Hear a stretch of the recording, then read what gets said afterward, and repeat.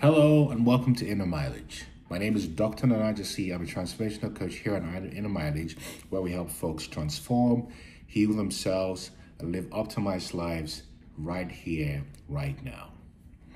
Today we're diving into a topic that affects millions of people but is often misunderstood, which is how narcissistic families condition empaths for a lifetime of narcissistic abuse, embedding this abuse into the very fabric of generational trauma. So it's about how narcissistic families condition empaths for a lifetime of abuse. Now let's go into the details and explore what this means a bit more. To understand the dynamics of narcissist family, just imagine a family where love feels conditional. Support comes with strings attached, and emotional wounds are brushed aside. This is an experience for those raised in narcissistic households. And within these families, there's often one individual, the parent or another close family, who requires control, admiration, and unwavering loyalty. Each family member plays a role. There's the golden child, that's the one who's groomed to be like the narcissistic parent who can do no wrong. There is the scapegoat or the empath or the black sheep who's blamed for everything. And then there's the enabler who reinforces the narcissist's or the narcissistic parent's authority. And empaths, known for their compassion, sensitivity, and others, are assigned the role of the scapegoat, bearing the brunt of all the emotional scapegoating, manipulation, and so forth. But it's important to understand, in the context of this video, what is an empath?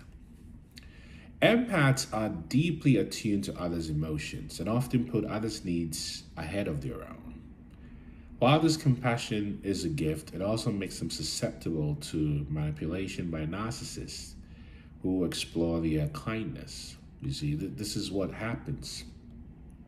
And you may think about this in the context of how do narcissistic families condition empaths for abuse? How is this happening? Well, conditioning is a powerful form of psychological programming. And in narcissistic families, this conditioning starts early. Empaths are taught that their value lies in meeting the narcissist's needs, not in honoring their own.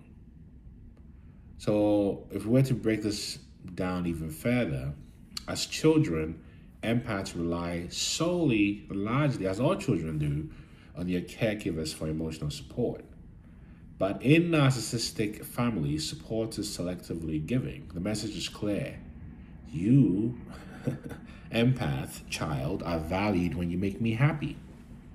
And this fosters dependence, teaching the empath that their worth hinges on pleasing others. Next, the child's emotions are often dismissed or criticized. This happens. For example, if a child expresses happiness, the narcissist may belittle it.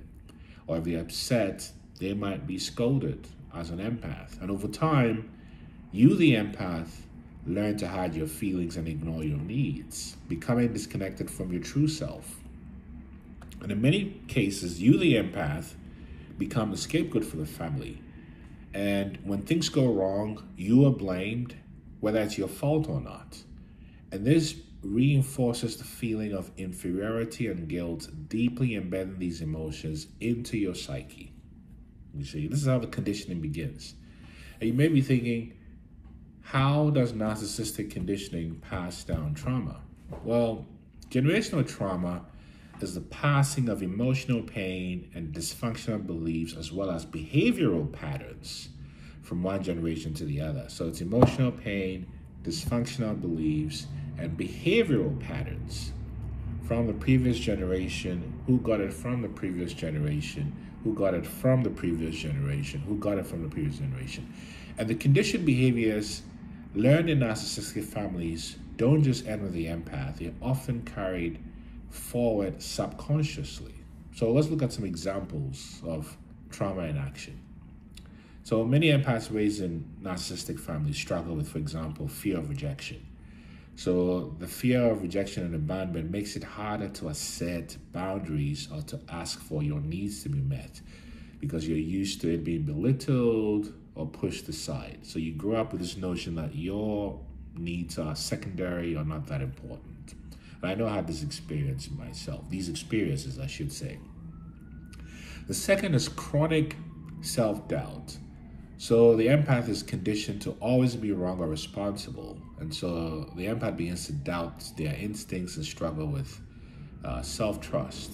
This is really, really important. And then there's also the feeling of over-responsibility for other people's feelings. So there's this compelled feeling to fix other people's problems, echoing the empath's own childhood role of taking responsibility for the narcissist's happiness. And so this cycle of generational trauma continues unless the empath takes conscious steps to break free. And healing this trauma doesn't just heal the empath, but it creates a new legacy for future generations, you see. So how do these narcissistic families set the empath up, you the empath, for toxic relationships in your life? What happens when you, the empath, leave the family home is, tragically, many of us, or many of you, find yourself drawn to other narcissistic relationships, feeling like it's a never-ending cycle. It's all unconscious or subconscious.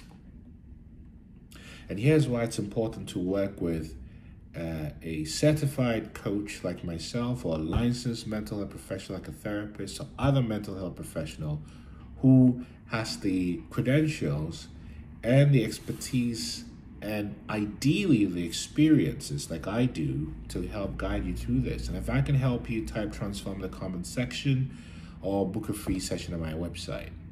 But in the cycle, which begins with intense admiration with a narcissist, a narcissistic relationship, it shifts very quickly to criticism and belittling, and ultimately abandonment. And it mirrors what you, the empath, experience in your family dynamics.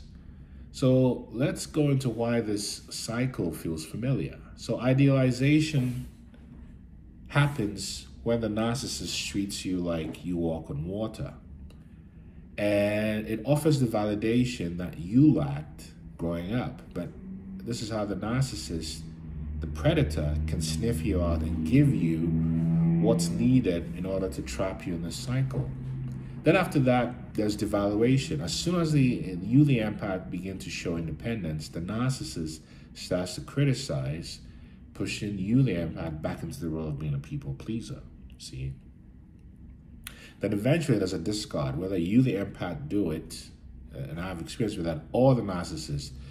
The narcissist withdraws, leaving the empath confused in most cases. And desperate for approval, you, the empath, re-enter the cycle, unless you're an awakened empath who realizes the scam and wakes up from this game of playing pleaser, right? So let's go into how you can recognize these patterns and free yourself from this conditioning. Healing, first and foremost, is a precursor for any kind of freedom, and it requires and starts with awareness. So how do you develop awareness? For some, it may start with journaling, because journaling helps you keep track of your patterns, your mental patterns, or observation, where you notice any red flags, patterns of self-sacrifice, and emotional triggers. This is very key. Then the second is practicing inner child healing. So imagine your younger self and offer them words of kindness, reassurance, and love. And this process is called reparenting. It helps the wounds created by narcissistic conditioning to be assuaged over time. Then for an empath, it's important to have firm boundaries. Setting boundaries is essential, beginning with simple ones like saying no to requests that drain you. Remember, a healthy relationship respects boundaries. Then explore therapy, as I've mentioned, coaching, and other sort of mental health interventions like internal family systems and other things with professionals who can help you navigate through this. So, although you've experienced all this trauma, how do you transform trauma into empowerment? It's important to say that breaking free from narcissistic conditioning is about more than just escaping abuse. It's about reclaiming your identity, honoring your needs, and discovering your worth beyond what others think. That's very key. So reclaiming your story means you get to rewrite your narrative from a place of strength. Instead of viewing yourself as a victim, recognize the resilience it took to survive and the strength it takes to heal. Then ultimately you want to build new patterns for future generations. So as you heal, you become a model for others, showing them what healthy relationships look like, breaking the cycle of trauma, and building a legacy of love and empowerment. This is really important. And it's important to recognize that on this healing journey, as you, the empath, or whoever has been through trauma, begins to heal, the places, things, and people who benefited from your unhealed self begin to fall out of range. And because they can't engage with you in this new dimension, there'll be attempts to pull you back into a previous dimension from which you healed from. And this is how you become aware not to fall for that trap. See? So breaking the cycle of narcissistic condition isn't easy, but each step is a victory. Healing yourself not only transforms your life, but sends a ripple of change through your family and future generations, in your bloodline and across your timeline. Comment below with your insights or experiences. Type transform if I can be of guidance to you, or visit my website at innermanage.com if you would want to have a free session to see if we are fit for each other. And remember, there's absolutely no one like you. Peace.